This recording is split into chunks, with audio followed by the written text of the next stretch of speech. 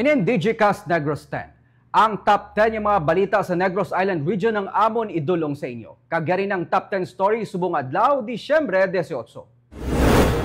Fivox nagpagawa na sang warning batok sa lahar, pati mga kasapatan na evacuate na. Bagyo nga Kerubin isa na lang ka LPA pero magadala gihapon sang ulan. 5.2 magnitude nga linog sa Hinubaan nagresulta sa minor damages. 1,800 ka mga empleyado sa Negros Occidental ginpaidalom sa surprise drug test. Kag sa good vibes, tuburan sa Banwasang Kawayan, palaliguan na kag kuluhaan pa sang ilimnon nga tubig. Initanan sa DigiCast Negros 10.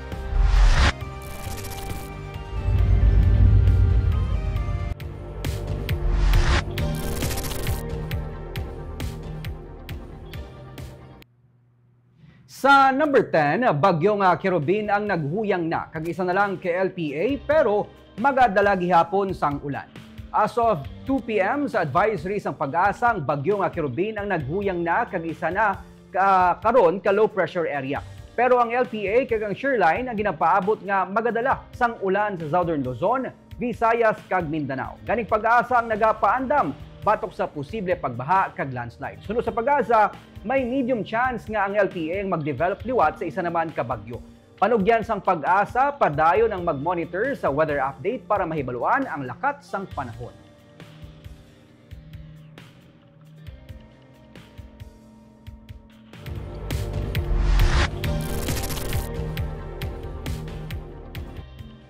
Sa number 9, Banwa sang Hinubaan nagintayog sang 5.2 magnitude nga linog, minor damages ang gin-report. Sa CCTV video ni Marlon Lausa, makita ang hinali nga pag-uyog sang palibot kahapon. Pati na ang nagalakat sa dalan ang nakibot. Gintayog ang Hinubaan sang 5.2 magnitude nga linog, las 3:37 sang kahapon. Sunod kay Hinubaan Mayor Daf Anthony Reliquias, ang glass door nga nabuka ang natabo sa isa ka eskwelahan sakop sa barangay Kulipapa. Samtang ang kisame naman nga nadagdag ang gikan sa bahin sang munisipyo. Wala sang may na-record nga casualty o nasamaran sa nagluntad nga linog. Dugang pa sang alkalde nga nagapadayon sa gihapon ng klase kag opisina sa Banwa sang Hinubaan subong nga adlaw. Samtang nakaalerto ang MDRMO sang Banwa.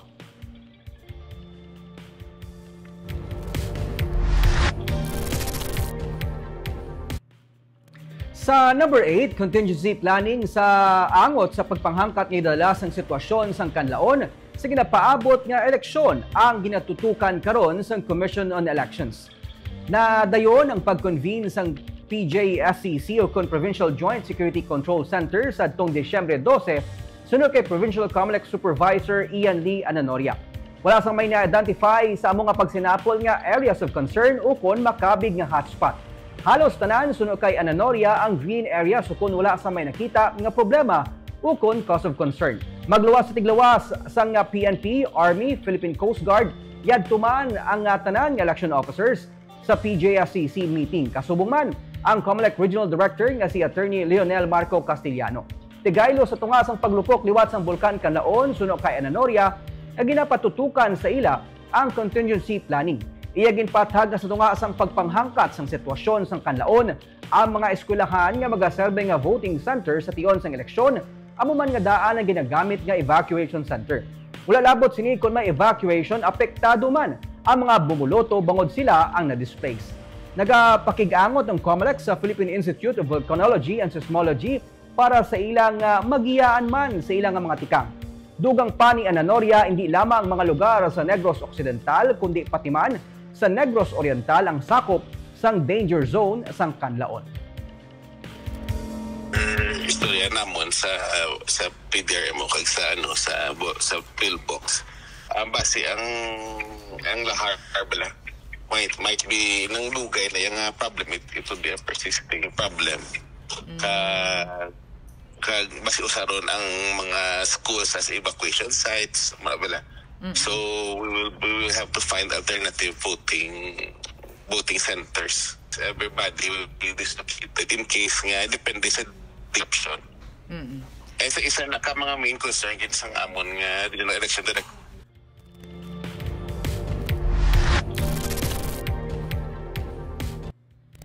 Sa number 7, Bacolod City Police Office ang ginaduso nga mahingadlan bilang Camp Dr. Antonio A. Lizares. Gina-refer na sa Committee on Fire, Social Defense and Natural Disasters ang Konseho sa Bacolod ang request ng punuan sa Bacolod City Police Office para mailisan ang ngalan sa City Police Headquarters. Si BCPO Director Police Colonel Joresti Coronica ang nagpadala sang sulat kay Vice Mayor Alcide Familiaran para ihinyo nga mahingadlan sa Camp Dr. Antonio A. Lizares ang police headquarters sa Barangay Singkang Airport. Ang pamilya Lizares among nag-donate sadto sang propiedad nga natukuran sang BCPO Administration Building, BJMP Male Dormitory kag iban pa nga mga infrastructure project. Ang paghinyo sang resolution gikan sa konseho para sa pag-ilis ang ngalan sang BCPO kabahin sa requirement sang PNP main headquarters.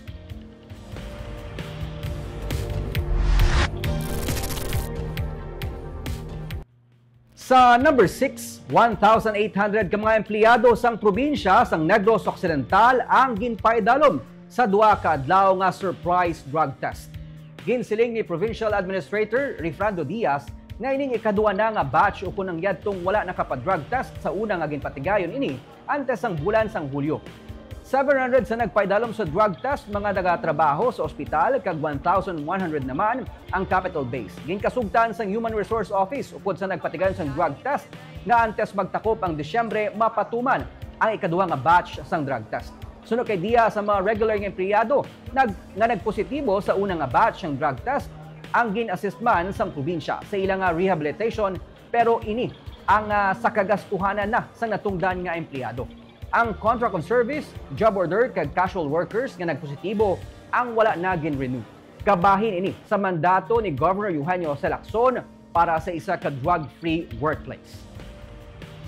This is again in pursuance sa aton campaign drive ni Governor Bong Lacson to ensure that aton work environment drug-free, no? Again, it's a very serious campaign, and we hope that we clean our ranks sa mga abusers sa aton illegal substances. No? We have been assisting ang iba naton nga mga employees who were found positive, no, sa aton prior drug testing, no. Especially the regular employees niya applicable, no, gina-guide sila on how to rehabilitate themselves, of course at their own expense.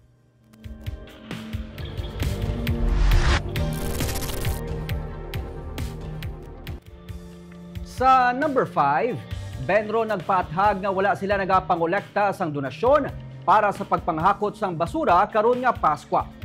Kada bulan sa Pasko hindi na madulang reklamo o kag mga pamangkot nga naglabot sa opisina sa Bacolod Environment and Natural Resources Office angot sa mga palero nga nagapalabot sang sobre sa mga residente.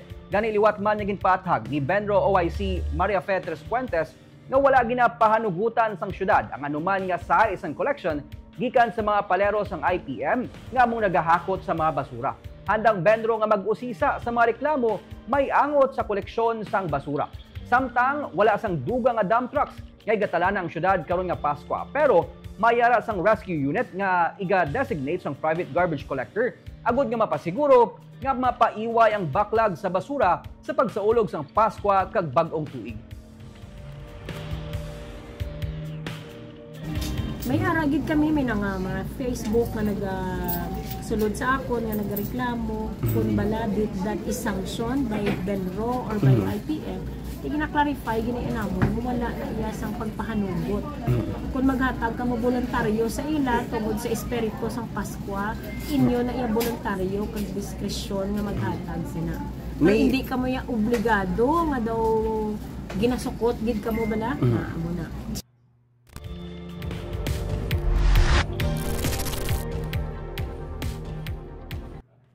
Sa number 4, kaso mayangot sa claim sang pamilya Luzuriaga sa ginakayo nga Old City Hall, Joint Development Project sa Manukan Country kag enforcement sang city ordinances kabahin sa tagaan atensyon sang bag-o nga city legal officer sang Bacolod. Kaina, unanimously approved sang konseho ang hinyo ni Mayor Albi Benitez para sa appointment ni Anay Secretary to the Mayor Carol Joseph Chu bilang bag-o nga city legal officer sang syudad. Ginsiling ni Chu nga ginasuguran niya na ang pag-review para sa mga kaso nga ginapangatubang sa Bacolod LGU. Nalakip diri ang may angot sa claim sang pamilya Luzuriaga sa ginakaayo karon nga Old City Hall. Ipasiguro niya man ang compliance para sa joint venture agreement upod sa SM Prime Holdings Incorporated para sa joint development project sa Manukan Country. Kabahin diri natalana nga demolisyon sa mga illegal structures sa likod sang Manukan. Pagi sa pagtalana kay Anay retired Police Colonel Levi Pange bilang kabahin sa enforcement team, ginalauman ni Chu nga mas mapabaskog ang pagpatuman sa mga pagsulundan sa mga city ordinances. As a city legal officer of the city leader may also request we should continue on some matter. That is why the city legal officer is issuing a legal opinion on that matter. So I will also be clear that I will not only be a city legal officer of the mayor, I will be a city legal officer of the city.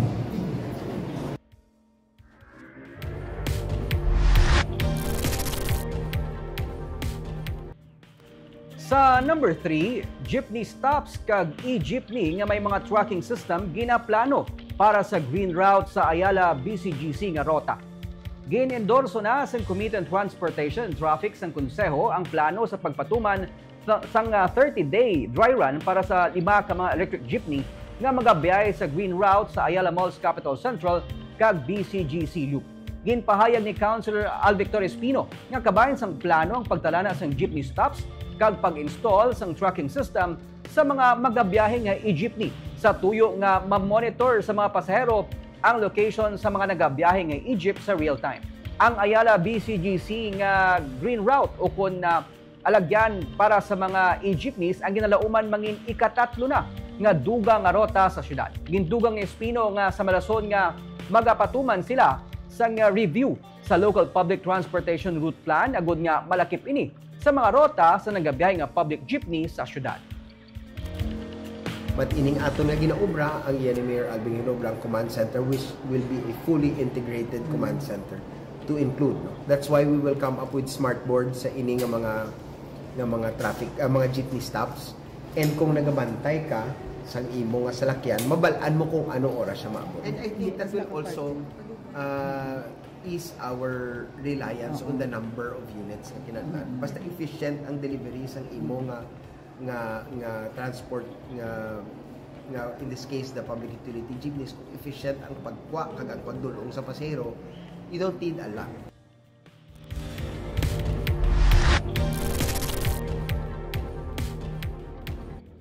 Sa number 2, probinsya sang Negros Occidental ang nag-allocate sang 33 million pesos gikan sa Quick Response Fund para sa labing kinahanglanon sa mga apektado sa paglupok sang bulkan Canlaon. Sunod kay Provincial Administrator Refrando Diaz, pinakadako sa allocation among 14 million pesos para sa pag-set up sang community kitchen sa 18 tanan ka mga evacuation center. Ang community kitchen kompleto na nga nagalakip sa mga LPG, mga lulutuan kag iban pa. May allocation man para sa fuel para sa mga equipment kag iban pagid nga kagamitan sang PDRMO. Nadala na sa purchase request ang mga portlets, cleanup services kag iban pagid nga sa isang serbisyo nga kinahanglanon. Hindi lamang provision para sa mga pagkaon sang evacuees kundi pati man sa mga nagaserbe. Panyaga kag panyapo nag-provide samtang ang pamahaw naman ang iyana sang DSWD. Sunod kay Diaz, magalawig tubtob sa 14 ka adlaw ang provision nga nasakop diri. Subong ikasyam na nga adlaw humalin sang naglupok ang bulkan kag kun basehan ang 3 ka semana nga monitoring antes mahimo tugutan nga makabalik ang evacuees nga nasakop ini sa 14-day provision. Raw materials will be delivered directly dito sa aton. Amo ni pinakadako no, about 14 million pesos will be allocated for to feed no, or to cook for 10,000 evacuees sa aton nga mga evacuation centers. Ara na subo sa mga 8,000 plus, but of course we included ang ibang nga mga naga-serve dito, camp managers, security personnel, no, so naghatag kita 10,000 personnel allocation para sa aton nga community kitchens.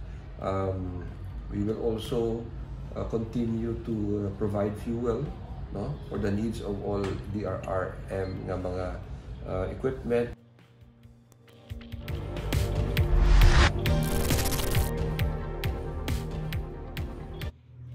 Kag sa numero 1 sa mga balita subong nga adlaw, hindi lang tawo kundi pati kasapatan ang ginpang-rescue kag evacuate man gikan sa danger zone. Samtang FIVOX nagpagwa na sang warning batok sa lahar, karon yung napaabot nga mangin maulano ng panahon. May report si Romeo Subaldo. Sa December 14, ga-record sa Provincial Veterinary Office, 999 tanan ka mga kasapatan ang ipang-evacuate kag in-rescue gikan sa La Carlota kag La Castellana. Si Pani Humboy ginpakamaayo nga diri na lang ana ipahalabon sang hilamon ang iyasam ka mga kanding kag isa ka baka sa town proper sa La Castellana sa tupad lang sang patio. Sa sini nga tulda man siya nagatulog para mabantayan ini, kaupod ang iban pagid nga mga may kasapatan man. Mas maayo na lang ini kuno nga mabantayan niya sang sa ginbilin lang ini sa lugar nila sa barangay Kabagnaan kag siya naman yara sa evacuation center. Para sa imo, kung diri na ba lang siya ka-release sa proper, mas okay na lang. Okay na po. Sa itinerary dito? Oo. Kung dito? Kung dito, way mas matipan to, okay ginapudulog ni. Ikaw mismo nang galibog urugo, lumo ko na di ka di nga wala di sapat mo ya. Oo eh. Way mas matipan to. Di ka katulog og gabi. Kay hindi maglakaon to kung namon mga taklaran kay mga taklad. Ang iban, nagbaligya na lang sang kasapatan pero si Pani hindi gusto. Ang kwarta kuno, madasig mo ubos pero ang kasapatan, mapadamo pa. Gani pati ay naga-agent sa mga nagapangumpara sang sapat diri sa La Castellana nga si Edwin Baltazar, wala na sa maitanyag pa sa mga suki niya. Naubos na papanaog tanan ang kasapatan. Buong wala anay. Way ano nga intiyo mo ni kay way naman eh. Pero may araman lang sa mga dredges kilid-kilid. Babul-baboy lang ba? Oh, piso mo ubos kaya mga kasapatan papanaog tanan.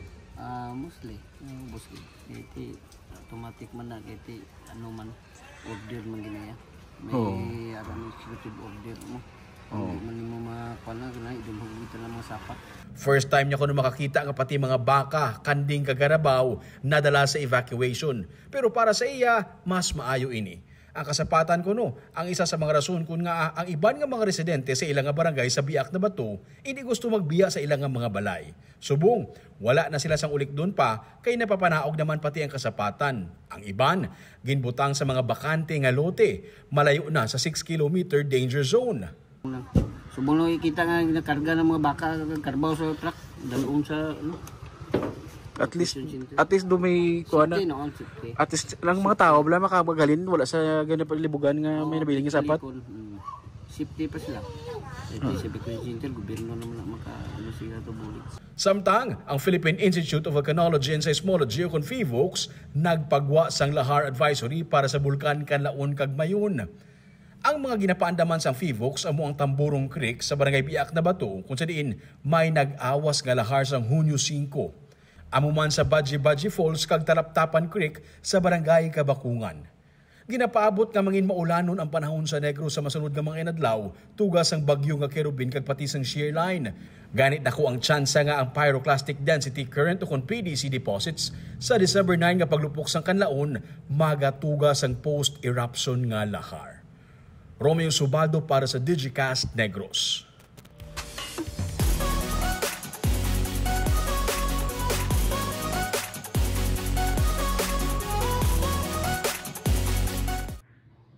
Kag sa Good Vibes, isa ka tuburan sa kawayan, palaliguan na kag kuluhan pa sang ilimnon nga tubig. Pag-igo sang bagyo nga Odette pati mga taga Sipalay, diri na nagakuha sang tubig nga ilimnon. Ato ni tultulon sa report ni Romeo Subaldo. Sa una mo nga tulok, daw aquarium lang. Matinaw ang tubig, may isda, may pebbles. Pero sino ba lang magpinsar nga isa inigali katuburan sa kilid lang sang talamnan diri sa may barangay Kaliling sa Banwa sang Kawayan. Ini ang ginatawag nila nga Luyukan Spring. Nahamtang ini sa likod lang sa merkado sang barangay Kaliling sa Banwa sang Kawayan. Mga 5 minutes nga lakat gikan sa highway, malapot na ang ini nga spring. Ang ini nga mga bisita halin pa sa iban nga mga barangay sa Kawayan man kag diri nagpabugnaw-bugnaw. Bisan ano mo kuno kakapakapa sa tubig, wala nagalubog. Kamo de? Si kanta nga kami first time. First time yun de. Namian ka man. Oo, kanami.